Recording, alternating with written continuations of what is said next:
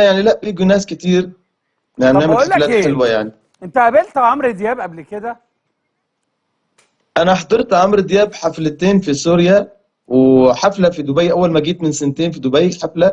بس للاسف يعني انا مش قادر اوصل لعمرو دياب، يعني انت عارف بيجي ناس كتير، يعني 1000 2000 5000 احيانا 10000 واحد، فانا بكون بعيد جدا وبأشر لا، بشاور له كده لعمرو دياب مش هيشوفني لان الناس كلها بتشاور له كده. بيني وب... فنفسي وحلمي اني اقابل عمرو دياب، يا اه رب عبر القناه طب انت بتاعتكم، يعني تفتكر عبر تفتكر ان هو يسمعنا. هيبقى تفتكر ان هو هيبقى مبسوط بيك؟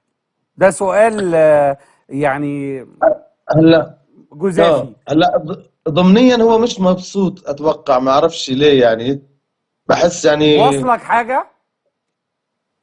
اه, واصلك معلومة ان هو مش مبسوط بان انت شبهه بتقيم حفلات؟ وصلني كده والناس يعني مقربين وكده يعني، انا ما ان هو ما بيحبش اتوقعش الموضوع ده. انا ما اتوقعش ده خالص، لان عمرو دياب يملك من الثقة والمسافة بينه وبين اي فنان. الله يرحمه كان ليا صديق مدير رئيس شركة عالم الفن يعني. فالحقيقة كان اه بيتكلم معايا، قال لي بص يا احمد، كلمتين ابرك من جورنال. استاذ علي المليجي الله يرحمه قال لي الله يرحمه. قال لي ايش. كرتونة عمرو دياب بشريط او سيدهاية اي حد تاني مهما كان رقم اتنين ظهر.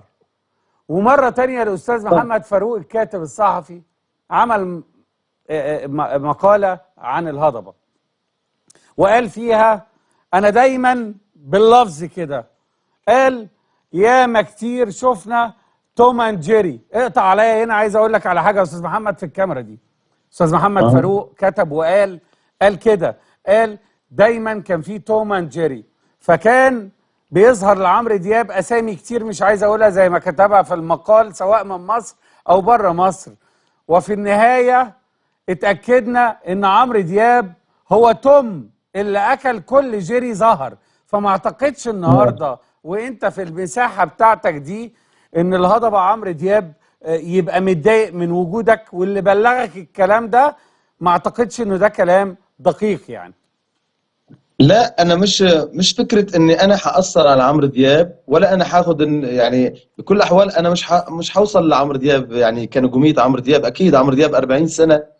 بس هتأثر ممكن، هو ما اعرفش يعني، انا بتمنى ان يكون سمعنا هو، واتمنى اني اطلع يطلعني معاه بحفله، عشان انا بقول لك ليه ما حسيته متضايق. انا شاركت من زمان بحفله، مش بحفله، بمسابقه عمرو دياب عملها، مسابقه اكاديمي عمرو دياب. بس لسوء الحظ انا كان عندنا حرب وما قدرتش اكمل ابعت لهم فيديوهات. استغربت شفت ان الاستاذ عمرو طنطاوي والاستاذ عادل حقي والاستاذ حميد شاعري كانوا هم اللجنه، فكانوا بيقولوا لك احنا مش عايزين حد شبه عمرو دياب، ومش بقى انت عامل اكاديميه عمرو دياب مسابقه عشان ان الناس بتحب عمرو دياب وصوتها لازم المفروض يكون شبه عمرو دياب. اه فهم قالوا العكس، احنا عايزين المتسابقين يشبهوا عمرو دياب، ياخدوه قدوه ما يشربوش سجاير، يلعبوا رياضه وصوتهم بعيد. فطلع الاول اللي طلعوه اول في المسابقه صوته بعيد خالص عن عمرو دياب، واصلا ما يستاهلش يكون مطرب، فراحوا طلعينه مع عمرو دياب بحفله وغنى وكده. فانا استغربت من الموضوع ده، يعني بالعكس انت عامل مسابقه لازم تطلع حد شبيه ليك وتدعمه، انت تدعمه طبعا. يعني مش انا عم بتكلم عشاني، انا ده وجهة نظر يعني. فالمفروض عمرو دياب يدعمني مش عشان انا نفسه او كده، لان عمرو دياب خلاص عدى الناس ونجم عالمي اكيد. بس زي مثلا لما طلع جورج وسوف، عمرو في طلعوا ناس حته يشبهوا عمرو جورج عمرو وسوف. بص يا نور، بس عشان تبقى عارف، يعني عمرو في حته كبيره قوي، ويعني ميجا ستار، وفي منطقه، يعني انا كنت لسه الصيف اللي فات ده مسافر في اوروبا وحاجات زي كده. لا عمرو اغانيه في الشانزليزيه، وعمرو اغانيه اكيد. في الدامس، اكيد. في الدام سكوير، ويعني موضوع كده كبير شويه. فمش هيبقى متضايق ان حد في منطقه لسه بيبتدي فيها عامل كده. طيب اللي اول مره يشوفك هيقول هو شكله بس كده، بس ممكن صوته ما يبقاش كده. فممكن تسمعنا ايه لعمرو اه دياب؟ حاضر. هلا معني انا كان عندي حفله امبارح والنهارده، فتعرف لما بكون ضغط وعرفت الشغل كده. عرفت بسمعكم حاجه. بقول لك ايه، والعمله بتاعت الاردن كبيره برضو، وانا عارف ان اجر كويس. اه الحمد لله الحمد لله. اه. الحمد طب لله. يلا نغني حاجه.